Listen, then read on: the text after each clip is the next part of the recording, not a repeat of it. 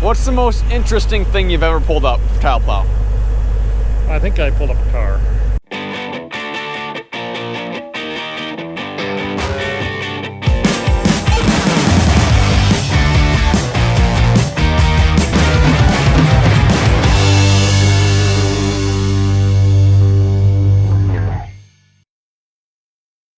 Good morning. I don't know what that was. Anyways, done with fall tillage. Today we're tiling. A lot of you guys probably expected that because that's what we do every winter. Last year we got, well, Siri. Hi, Siri. Anyway, so like I said, we're putting in tile today. I've been here for about half hour, maybe. And, you know, even though it was a dry year, it was wet enough, or we're going deep enough with this tile that we need a pull tractor already. We've put in like one line. Yeah. Trusty 8410T. Oh, couple announcements, or kind of more requests. How do I turn this? If any of you guys have a Raven 440 sprayer kit, so I don't really need the monitor, I guess. I have a monitor, but I need the wiring harness. I mean, I'll take a monitor if you got one, but I need a wiring harness, I need a flow meter, and I need the control valves. So, willing to buy one off you guys. Any of you guys have a used one for sale that you're willing to part with, DM me on Instagram or go to my About page on my YouTube channel and email me. So we don't always need a pull tractor and tiling, and if you are new to the channel and you're like, what the heck's tiling? I'll leave a link down in the description to this video where I go pretty in depth on what tiling is and why we do it. But just a short answer, I guess, basically in our really heavy wet soils here, the reason it's farmable like it is today is because of drainage. So some of these fields that don't have as much drainage as others can still flood out with very little rain. So we go in, we have this tile drainage, just these plastic pieces of pipe that go underneath the ground, and it removes all the excess water. So basically any water that the soil cannot hold on to will be drained into these pipes. But like I was saying, we don't always need a pull tractor. In fact, usually we don't, but this is a little bit bigger tile. It's going in fairly deep, and it's just mucky enough right underneath the surface that we're having some traction issues. But you hook up two tractors together, it's no problem.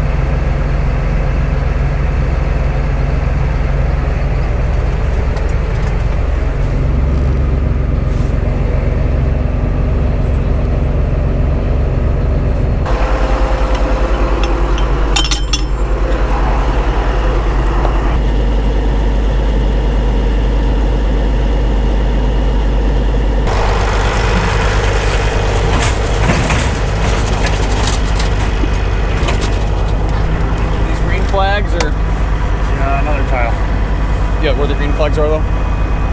Okay. Yeah, they put a, that's a 5-inch and 6? Okay. It's kind of confusing. 5-inch, I went to the easiest place I could find. Okay. Which everybody does. Yep. And now we're adding a bunch more onto it, and there's water sits here. There's a bunch of old stuff here that when we dig into it, the water just comes up. So it's, they're broken or not doing much. So you're just going through it? So yeah, we had to run the 6-inch down farther to get the fall on it. Across this 5-inch, hopefully deeper. But that's not bad jet together too. So hopefully we got a good outlet for the rest of this. Okay. So I've spent like 2 days here digging. It's time to do something. Which was that the first one you put in? There's two 4-inch runs, but that's it. Okay. It's been a pretty pathetic week. We have extras on the trailer. Yeah, I'm hoping I have it. Oh, I put it in the tractor. Yeah. I'll grab it quick. Do you have the thing that holds a towel? It's in the Dodge. It's got the 4-inch plow. Okay. All right.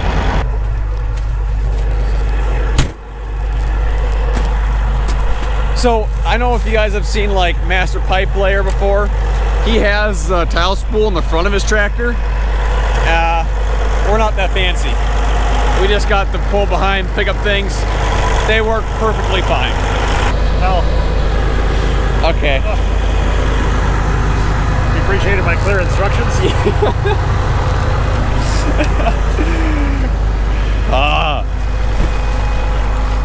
Okay.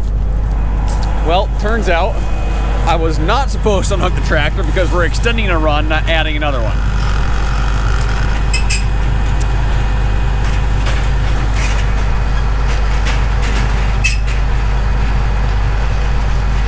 See, I was thinking that that run ended where the tractor is and that these green flags was a different run. I was wrong. Where we really need it is in these turns. Usually we can make a pretty darn sharp turn with a 2-track tractor, but sometimes you can't, and this is one of those few times where that got a little tight. This is one of those few times where you just need a little help.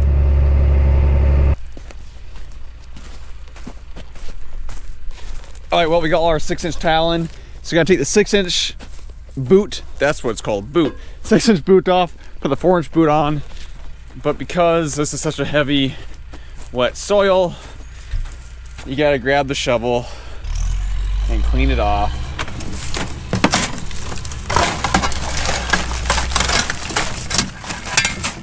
Which, not the funnest of jobs.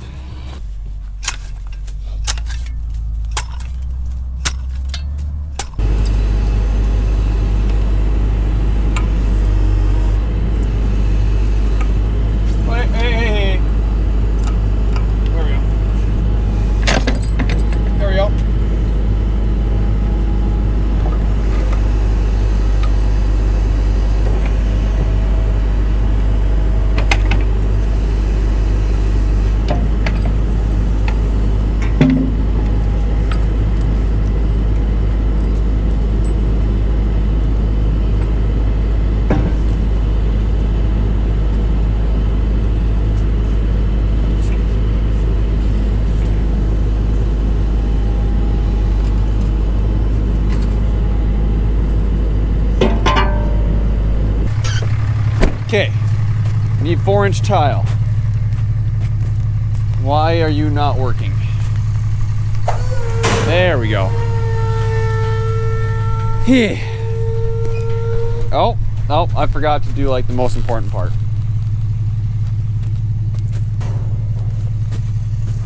And brake. Hey, that actually worked pretty good.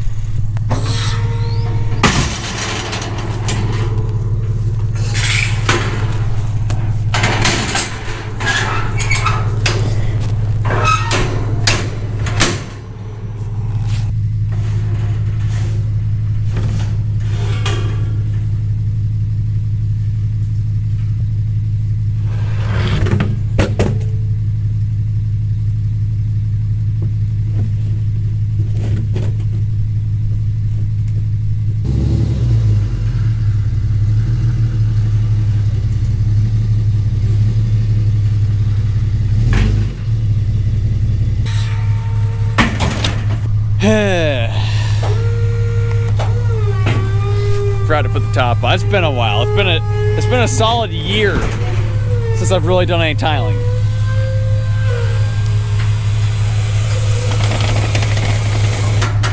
The only good part is that you make all these mistakes the first day, and then you get so annoyed with yourself for making these dumb mistakes that you don't make them again for the rest of the time you're doing it. Aha! That looks a lot better.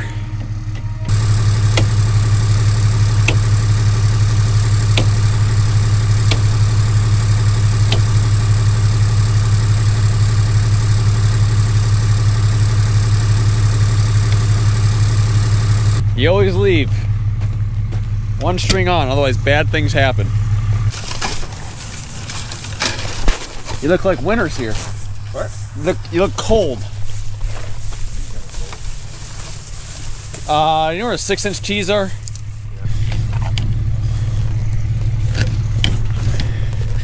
Okay, so we have I have the brake turned on. There we go. Alright. So, come on there, Bessie. Kind of heavy when it's full. There we go. Oh, no, stop. Stop.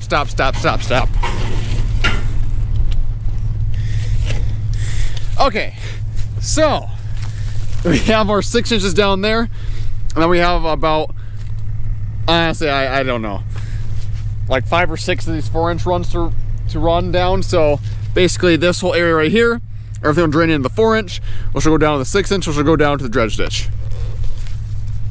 Well, it's probably absolutely impossible for you guys to see, but about right here is where it transitions from slanted this way to slanted this way. It's kind of hilltop. So, and the tile there, so all the water drains that way. Put a little cap. Hard to do one-handed. Put a little cap in the end so the dirt doesn't get in, and good to go. So, Carson, you put a cap at the end. How does the water get in? Well, you see, there's all these little slits in the tile. That's how the water gets in. And fun fact, the water actually enters the tile from the bottom. Physics. Yeah, physics.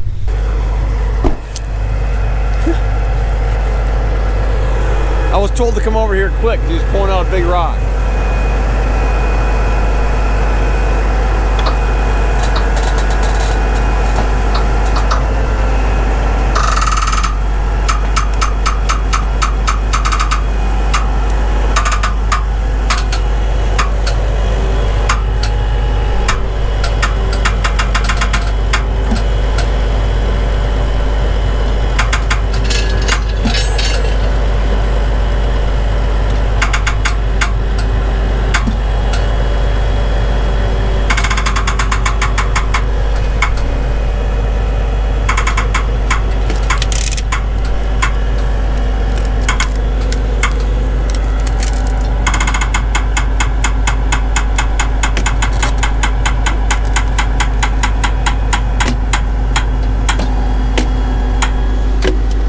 That's gonna suck to fix.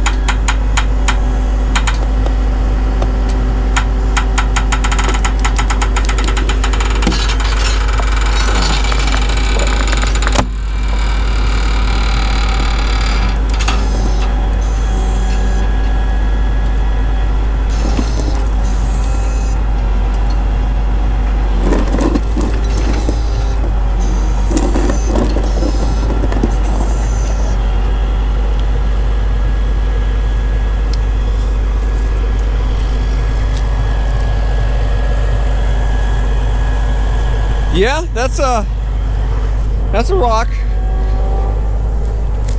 I got one of my mom's flower pots in my back of my pickup here. We'll use it for scale. Flower pot in my head.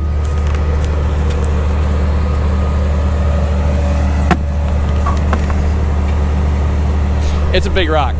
You know, the worst part isn't even the rock. It's the fact that now we have to dig this up and reconnect that. What's the most interesting thing you've ever pulled up for tile plow? I think I pulled up a car. I remember that. I wasn't there, but I remember you telling me about that. Well, because I couldn't. I mean, I got stuck and I couldn't move, and I worked it back and forth.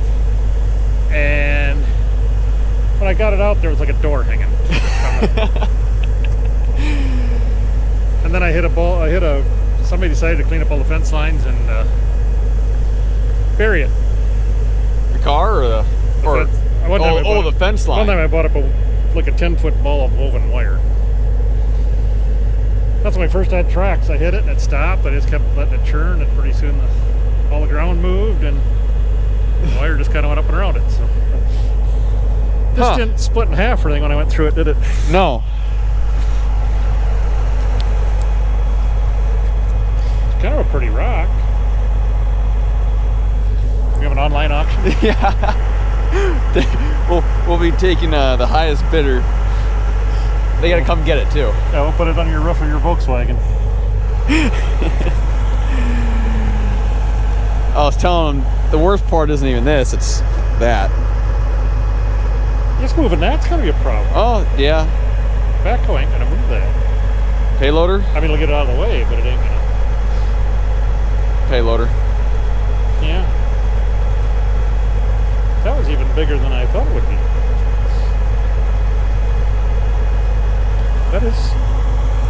That'll be pretty though if you clean it up. Little tile plow writing on the side. Hieroglyphics. Hey, I just went through the deep area. I thought if I get to the deep area, if I hit a rock, I'll be able to peel it. It'll go through it. Nope. No. Nope. Didn't go through it. Hey. Not at all. Well, it's gonna be dark in about a half hour.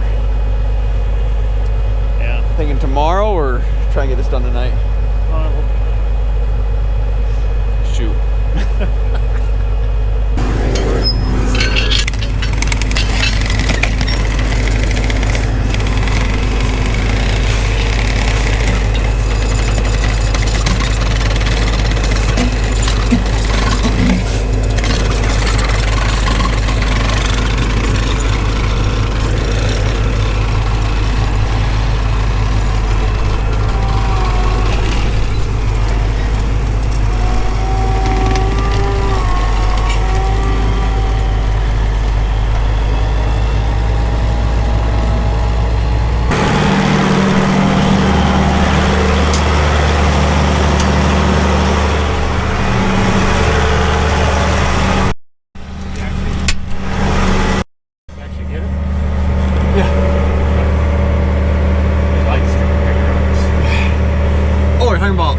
Oh, he did get the rock.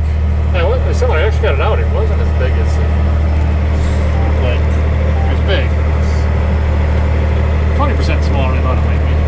How big or how hard is it to resume tile line once you have to stop it like that? Well, I don't know. Usually I redo the whole thing, but this time I just backed it in and started it again, and it was fine. I had to manually raise it a little bit to make it so. So yeah, because it's impossible to get the joint perfectly smooth. So yeah. I went up about 2 inches. So I don't know. I've never done it that way before, but it works. Usually I redraw it. Okay. From the point where it broke to the end. Seems to be fine. It's showing it all as one. So. Is the tractor steering a little bit better or still kind of wobbly, isn't it? It's wobbly. I don't know what it is. This John Deere steering on this cat tractor is just not acting right. When you first get to see it, it's moving. I don't know if you'll be able to see the camera or not. The price moved down.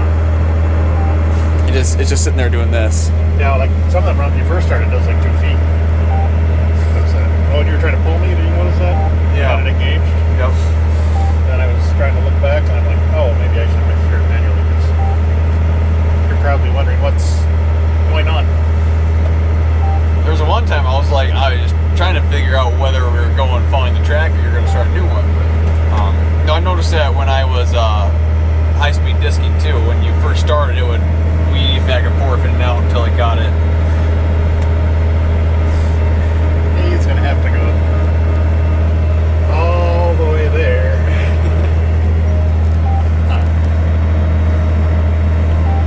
Oh, he didn't know that line was over there, did he? No, so I should have the road. So. Yep. That's like another half mile with a 2-ton rock.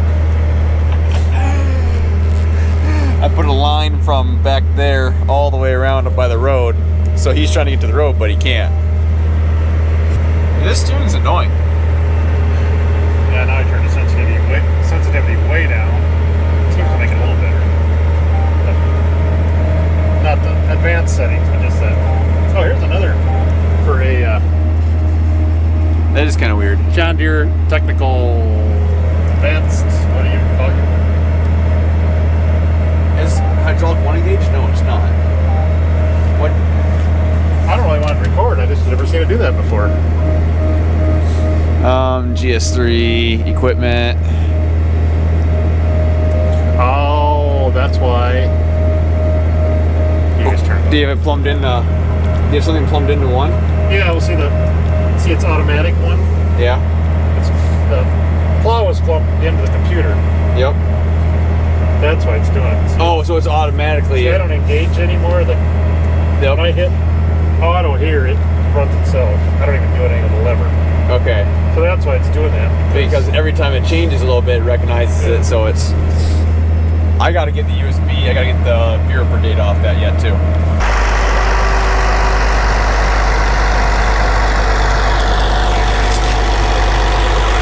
Well, there we are, guys. Thank you for watching this video. We're gonna hit this last run in.